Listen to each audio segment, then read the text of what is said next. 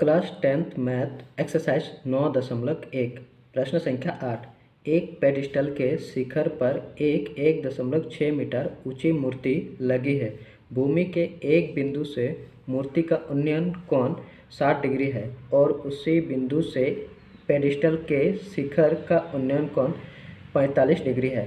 Pedestal की ऊंचाई ज्ञात कीजिए। हमें पेडिस्टल की ऊंचाई निकालना है। ठीक है, तो सबसे पहले हम फिगर ड्रॉ कर लेते हैं। तो यहाँ पर माना ये हम लोग का भूमि है। क्या है? भूमि। ये हम लोग का भूमि है। अब एक पेडिस्टल मान लेते हैं, ये एक पेडिस्टल है जिसका ऊंचाई हमें नहीं दिया गया है। ठीक है, और पेडिस्टल के ऊपर एक मूर्ति है। तो मान लेते हैं ये मूर्ति है पेडिस्टल के ऊपर। अब इसका मान दिया गया है 1.6 मीटर और पेडिस्टल का ऊंचाई नहीं दिया गया है, इसे मान लेते हैं हम x मीटर। ठीक है, अब मूर्ति के शिखर से एक रेखा खींचेंगे, इस भूमि तक मिला देंगे और दूसरा रेखा खींचेंगे पेडिस्टल के शिखर से भूमि तक। तो हम खींचते हैं।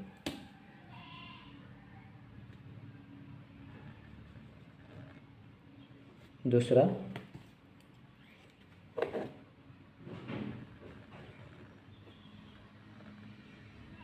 ठीक है। अब इस त्रिभुज का, बड़ा वाला त्रिभुज का उन्नयन कोण दिया गया है 60 डिग्री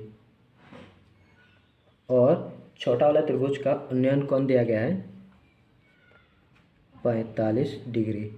अब इसका नामकरण भी कर देते हैं। मान लेते हैं यहाँ पर A है, यहाँ पर B, यहाँ पर C और यहाँ पर D है।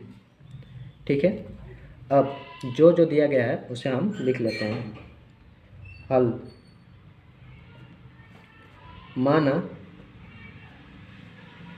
माना AB बराबर x मीटर एक पेडिस्टल है और BC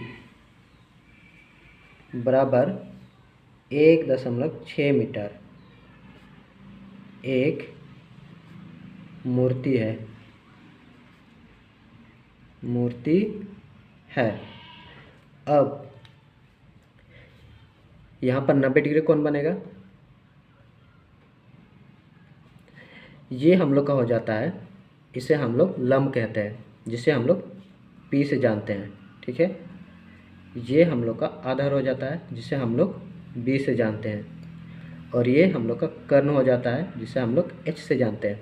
यहाँ पर H का काम नहीं है, तो हम देखेंगे P और B का रिलेशन। कौन सा त्रिकोणमितीय फॉर्मूला के अनुपात में P और B आता है? हम जानते हैं टेन थीटा और कॉट थीटा में P और B आता है, तो हम टेन थीटा से भी आगे बढ़ सकते हैं और कॉट थीटा से भी आगे बढ़ सकते हैं। तो हम टेन थीटा से आगे बढ़ेंगे। अब यहाँ पर दो समकोण त्रिभुज बन रहा है, एक समकोण त्रिभुज CAD और दूसरा BAD। अब किसी भी त्रिभुज से आगे बढ़ सकते हैं, तो हम छोटा त्रिभुज से आगे बढ़ते हैं। ठीक है, तो यहाँ पर BAD समकोण त्रिभुज BAD में समकोण त्रिभुज BAD में टेन थीटा से आगे बढ़ेंगे। टेन थीटा बराबर P हम लोग का है AB, तो यहाँ पर AB और B हम लोग का है AD, तो यहाँ पर AD।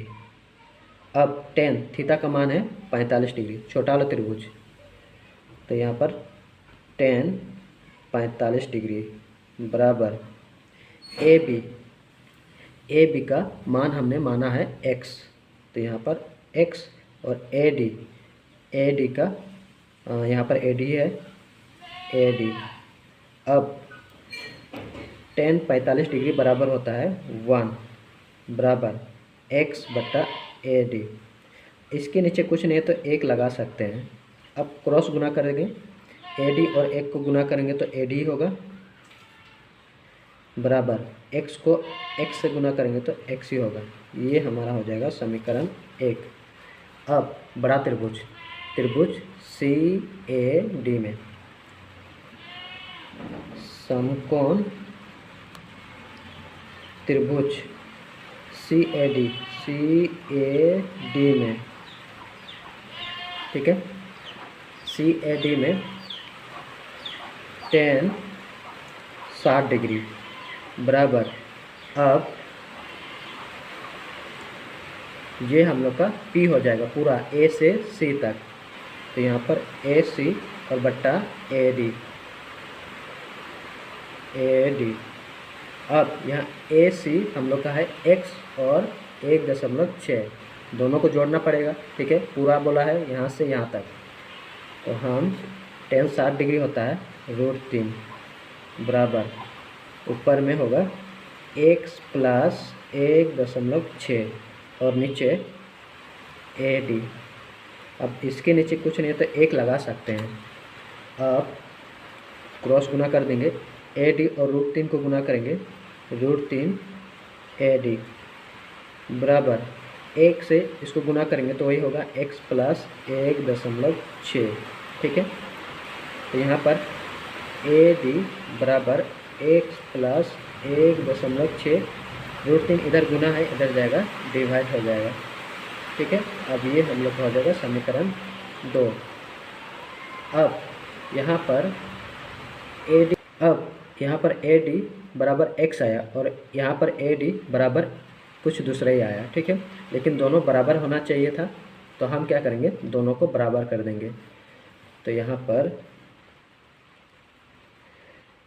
अब समीकरण 1 और समीकरण 2 से, समीकरण 1 x और समीकरण 2 x प्लस 1.6 बटा √3 है। इसके नीचे कुछ नहीं तो 1 लगा सकते हैं, क्रॉस गुना करेंगे, √3 x बराबर x से गुना करेंगे तो ही होगा x प्लस 1.6। अब इधर x है इधर भी x है तो इस x को इधर लेके लाएंगे, √3 x इधर आएगा, इधर तो प्लस है इधर आएगा माइनस का x बराबर 1.6, ठीक है।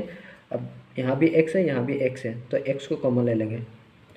अब यहाँ बचेगा √3 माइनस x कॉमन ले ले, यहाँ पर 1 बराबर 1.6, ठीक है। अब ये गुना है तो ये बराबर जब क्रॉस पर जाएगा तो डिवाइड हो जाएगा, इधर x बराबर 1.6 डिवाइड √3 माइनस 1। अब परिमेयकरण करना पड़ेगा तो यहाँ पर गुना कर देंगे, परिमेयकरण √3 यहाँ माइनस है यहाँ प्लस, √3 प्लस 1। अब गुना कर देंगे, ये तो ऐसे ही रहेगा 1.6 √3 प्लस 1 और नीचे गुना कर देंगे, तो इसका फॉर्मूला भी जानते हैं a plus B into A minus B. अब चाहे तो डायरेक्ट गुना भी कर सकते हैं, बराबर होता है a square minus B square, ठीक है। तो ये हम लोग का a होगा, ये b, ये a और ये b, a स्क्वायर यानी √3 का स्क्वायर माइनस बी स्क्वायर यानी 1 का स्क्वायर, 1.6 √3 प्लस 1 बट्टा √3 का स्क्वायर 3 होगा और 1 का स्क्वायर 1 ही।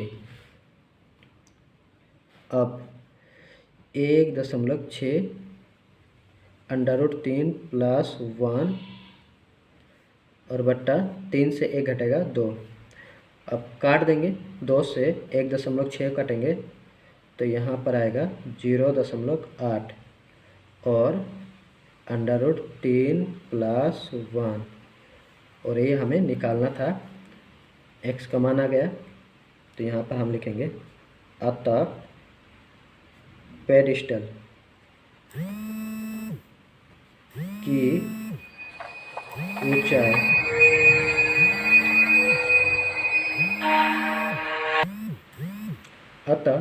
की ऊंचाई बराबर 0.8 √3 + 1 मीटर।